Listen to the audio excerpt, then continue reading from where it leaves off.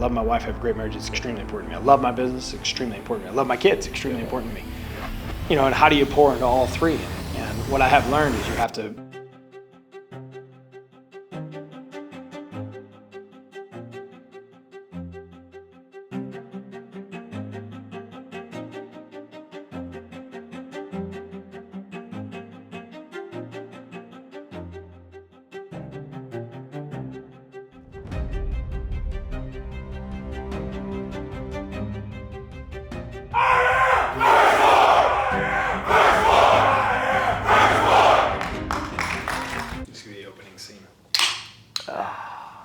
Oh, man.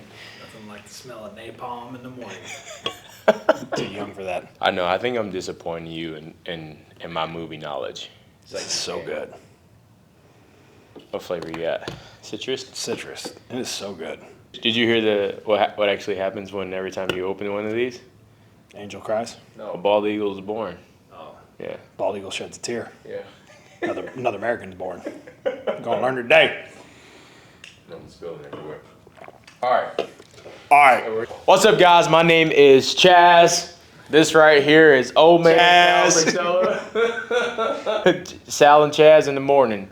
We're gonna go over a couple questions today. I just thought it would be a great idea that I get to witness Sal on a day-to-day basis for him being a father, business leader, husband, and just a good role model for myself.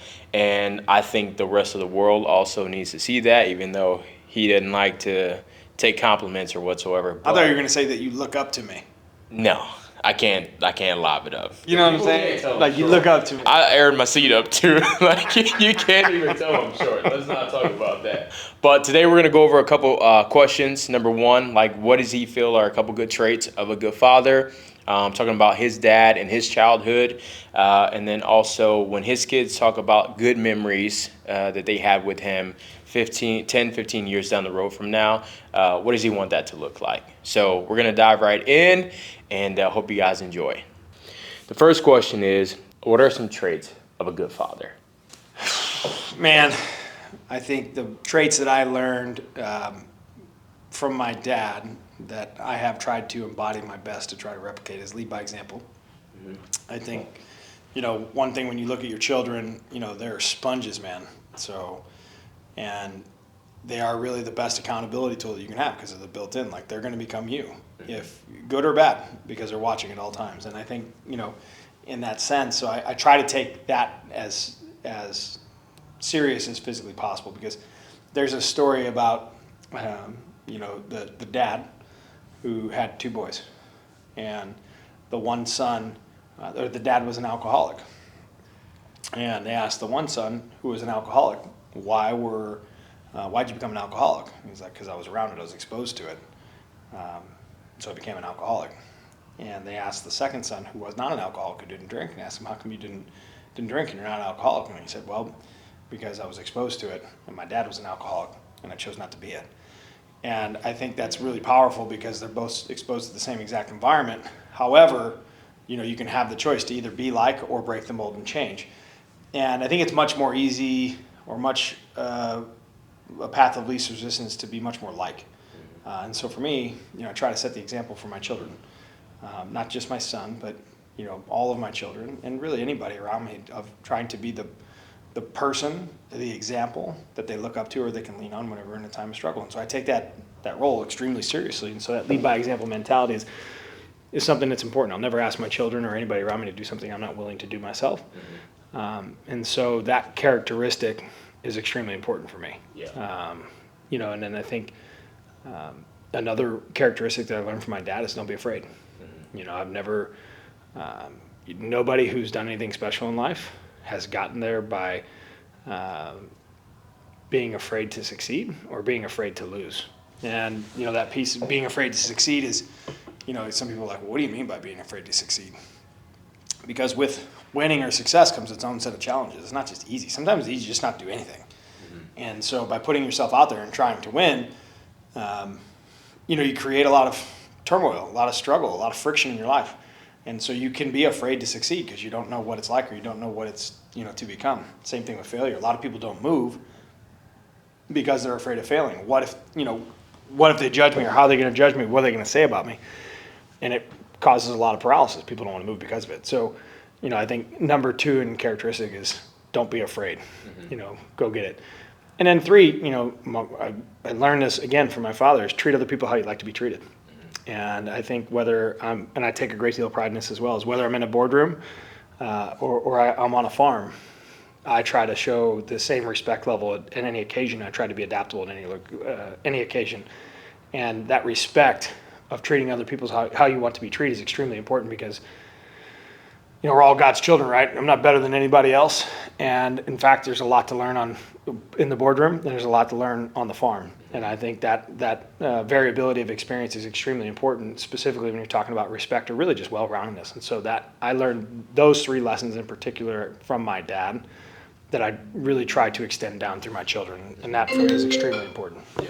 You almost have to talk to everybody. Like I have a goal of mine to just speak to every person. People undervalue the significance of relationships, and you never know who you're gonna meet. Like it's almost like that, like farmer. Like they look at this one guy and they think he's like poor and broke, but he's that one guy that got $1 million stashed in cash somewhere hiding away. But it's like people have knowledge, and I feel like that's where the true like success lies. Like you meeting a bunch of different people, taking in what like you feel like you can, but also never judging anybody, because you just never know. Yeah. I mean, some of my best relationships are with farmers, right? In that sense. Yeah. And I think some of the best lessons are learned from the variety of relationships that you can have, because what you realize is perspective is the difference. So the ability to have a different perspective is actually where a lot of the gold lies.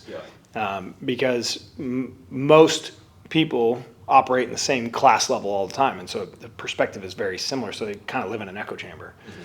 And I've always challenged myself to try to get up and down, no matter where it is. And I enjoy all of it, and that's why I always use like from the boardroom to the farm, because I love wearing cowboy boots, and I love, getting in a tuxedo, and I love everything about all of it.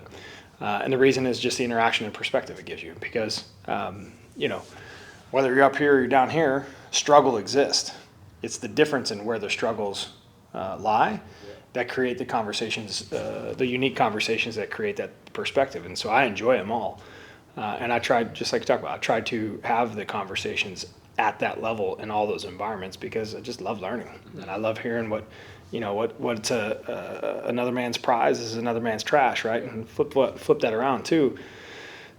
One man's trash is another man's prize, and so that piece is extremely important, and you only know that by getting down there and having those strong interactions. Yeah. So obviously, I know Big Jim. And I've heard you talk about your dad quite a bit.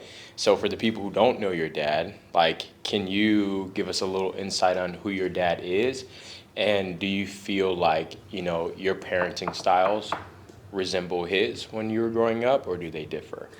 2 questions. Yep. One, we don't know that he's my dad, because we've never done any DNA sampling. But my dad's a stud. Like, he's a world-class dude. 1 of 12, born in 1945. His dad died in World War II. Normandy Beach guy, died over in France. In fact, we just went and saw his gravestone for the first time this past year.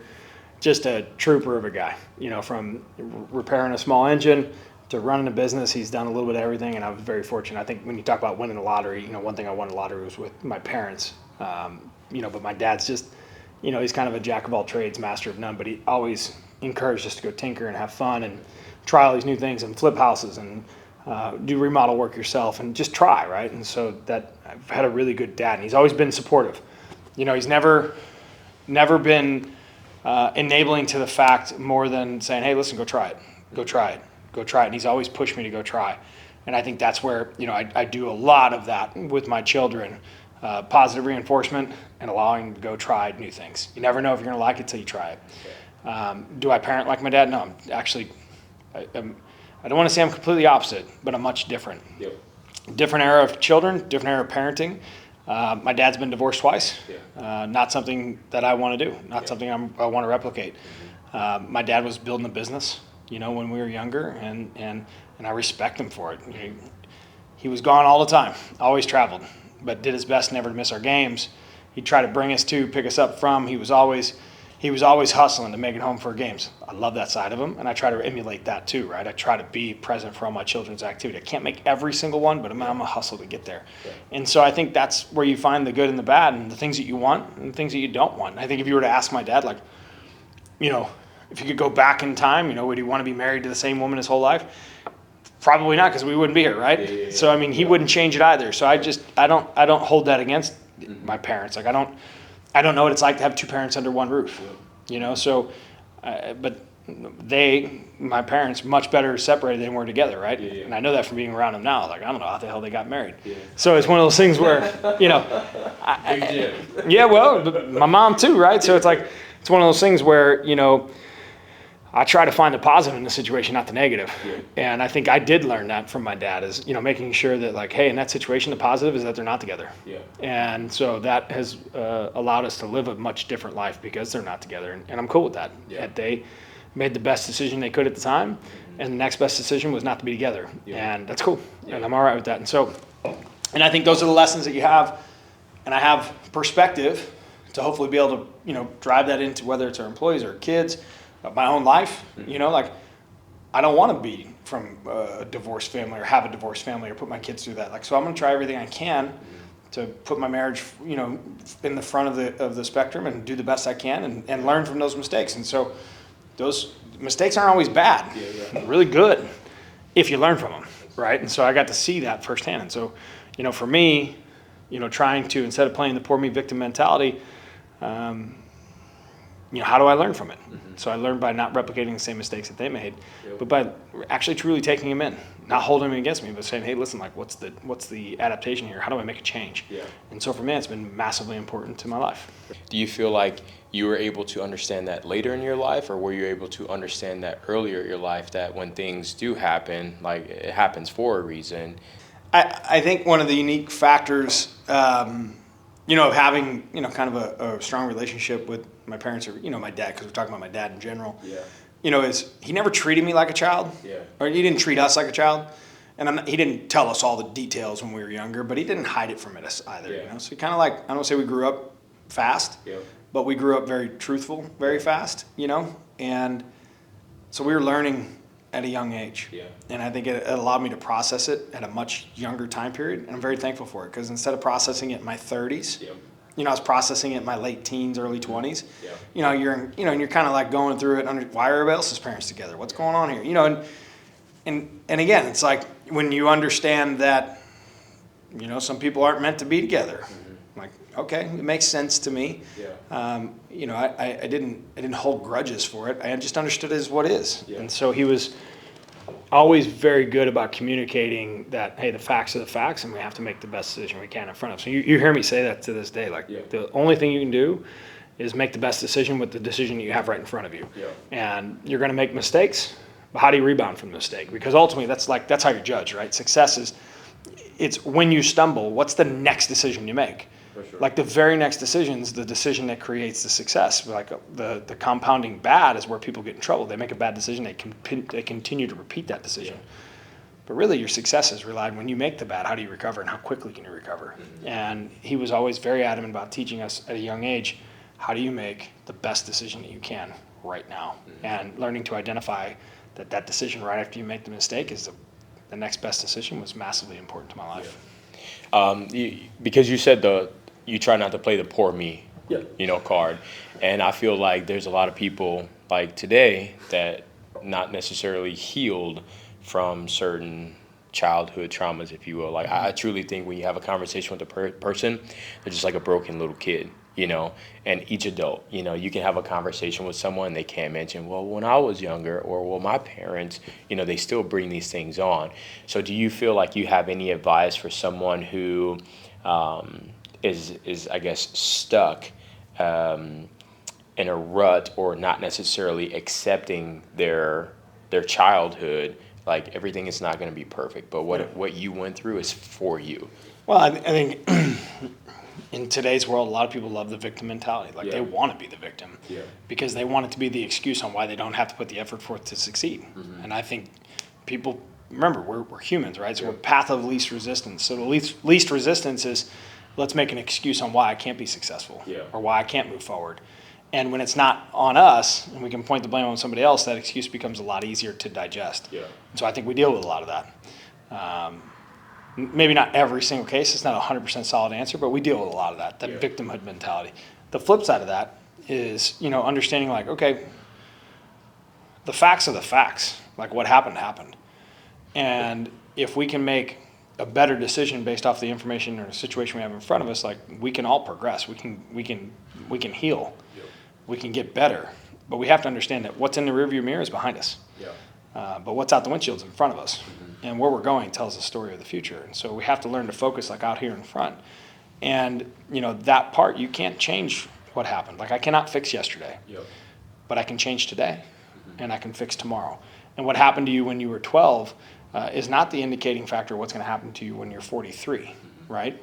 And so when you learn to let that go and then make progress on what's in front of you, you give yourself permission to go be successful. But the scary part of that is you also give yourself the realization that you're accountable for your actions. And so now when you let that go, it's now you. Yeah. You got to make those decisions.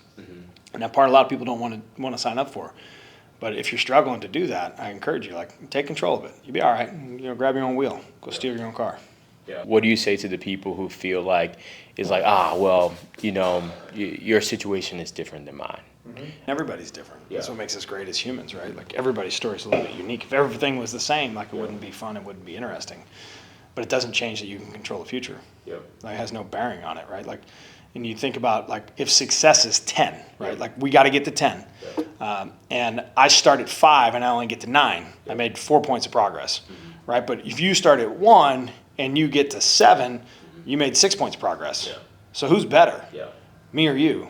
And I think what the real truth of that is actually it's not me versus you. It's you versus you. Yep. Me versus me. Yeah. And so when you look at life that way, again, you got to take accountability for your own progress. And yeah, you can be bitter at it, but like, I have my own sob story too. Yep. I grew up on a gravel road. My parents are divorced. I have no memories of them together. I broke my leg. You can always find it, but quite honestly, what you realize is nobody cares. Yeah. And so when you start realizing that what people care about is how you treat them and how you interact with them and what your story is and how you progress, that's what you should focus on. And so for your story, it's the reason that you're valuable is because you've come from a place of pain and you've come to a place of awesomeness and gratitude and success, and you've made the best out of it you possibly can. It's a story. And I think when you look at a story that way, what makes a great book? Struggle. But it's the conquering of the struggle. And this is the problem with victim mentality is like right now in today's world it's victim. Well, the reason it's a great book is because it's victim conquering the victim. You have to get through the struggle. You have to show the progress. That's why people read, right? So if you get stuck in that victim mentality, like you'll never have anything great. Nobody will ever admire you, and you'll never have the ability to get outside of that same victim mentality, that role. Yeah, for sure. One of the things that I love too, and this goes back to like relationships and really talking to people because you never know who you're gonna meet, is the fact that everybody does have a story. And man, like it's opened up my heart a lot more just literally talking to other people, and it's taught me to be selfless. I was so selfish, and so concerned about myself. And it's like now, you see me, I walk around happy, and it's mainly because it's just like I've truly realized I'm not the only one that goes through something. And it's just like you get to talk to people, and then they also go through stuff. So it's like I take it upon a challenge for myself to try and bring some sort of joy or light to them because it's not just me. You know what I mean? So, but a question that I have for you too is, the support you mentioned about like your dad just encouraged you to go and just do and just do and do and do. Do you feel like that is what gave you the confidence that you have today to take on, this massive project, if you will, that you're doing really well at? Yeah, I think it's a partial role for sure, right? When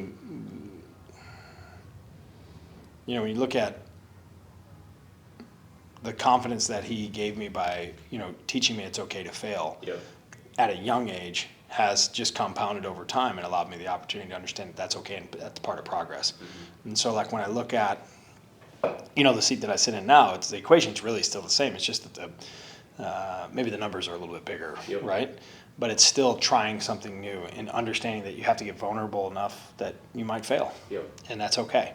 And nobody who has done anything in life that's worth writing a book about or that's worth telling a story about has done it in a place of comfort. It's always in a place of discomfort, but understanding that through that discomfort, hopefully they shape something of themselves or something of an organization into something that's worth talking about. And that's conquering your fear. Yeah. And I think for me in particular, learning to lean into that struggle has been something that's been massively impactful to my life. And it's okay. Like when you get uncomfortable, it's okay to be uncomfortable. It's okay to get out there, try. It's okay to trip. It's okay to fall. It's not okay to quit.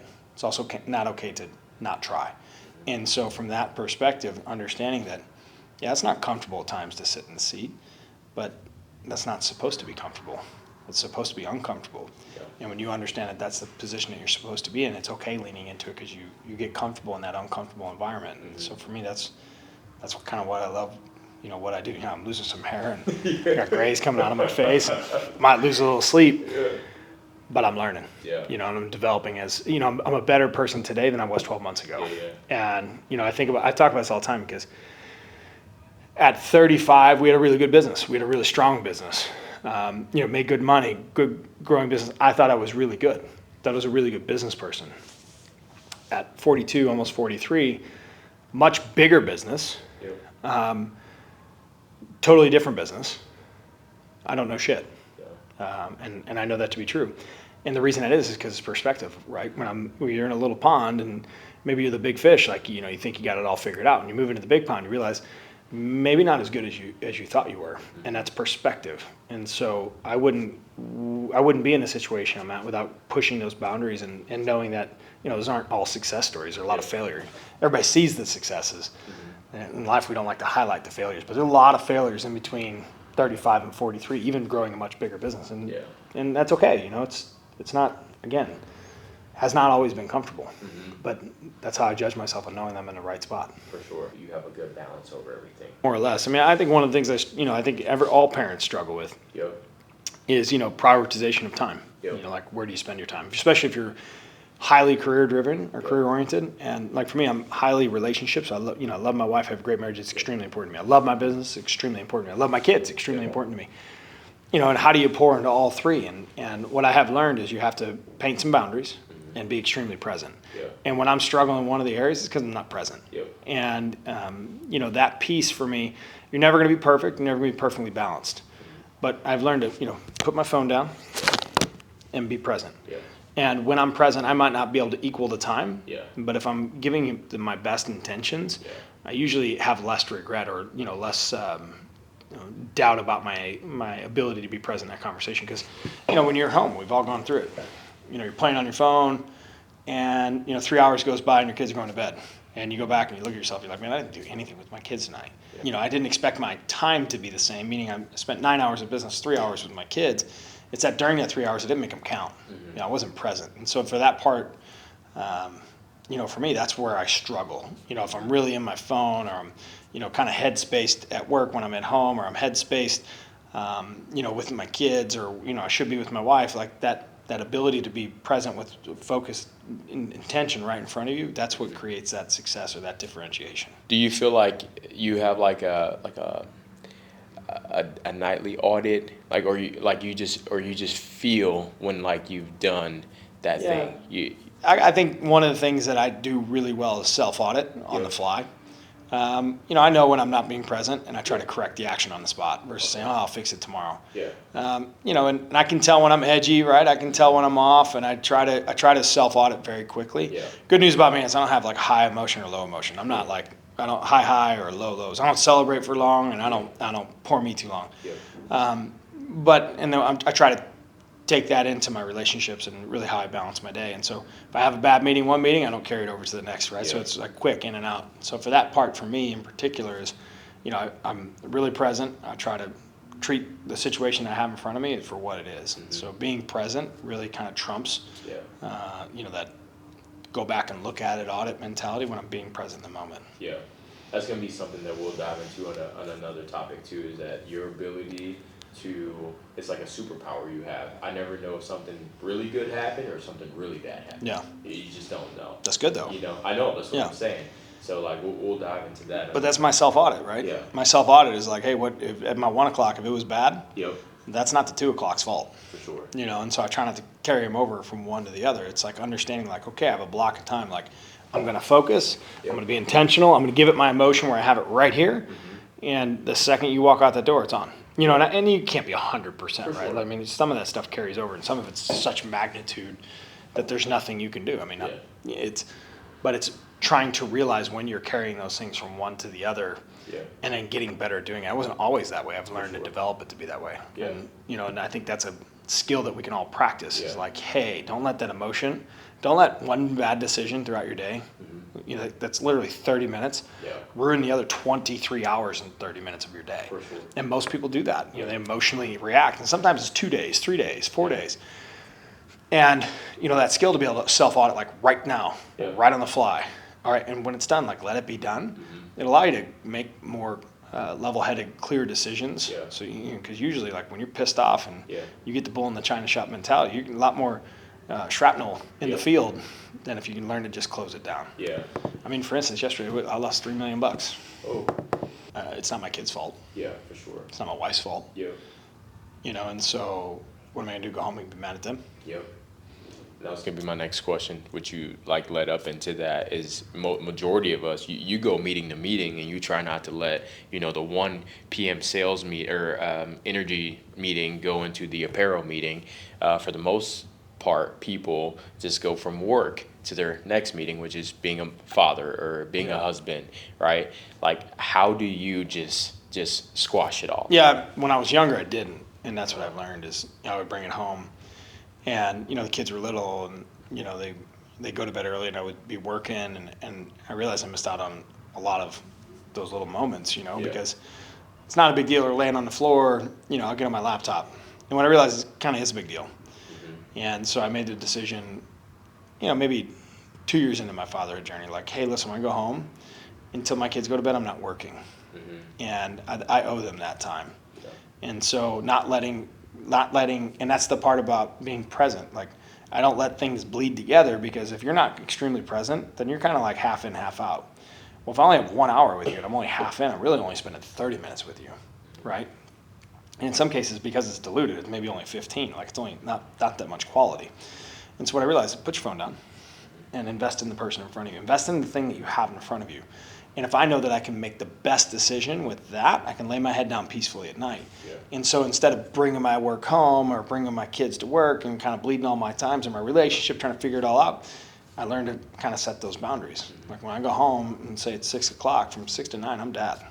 Like, I have a short window of time with these kids, and if the building's on fire, I'm not a fireman. And I mean, they got a hose. I don't have a hose. Calling the wrong guy. Call the fireman, don't call me. And so that part of it is like an understanding of, like, there's only so much I can control in every environment. And when I'm here, on the flip side, I'm invested, I'm present. I don't waste time. I'm extremely diligent in trying to attack the process of making sure that I'm giving my team the best version of me by being present. Not a watered down version, not a 50% version, a best version of me. And that allows me to lay my head down, right, at night without having regret. I don't go home and say, man, I wonder if I could have given it more at work today. I know how I'm wired, and I know that I'm going to give it all. But I do that at home as well. And so it's extremely important to help me kind of stay in that framework.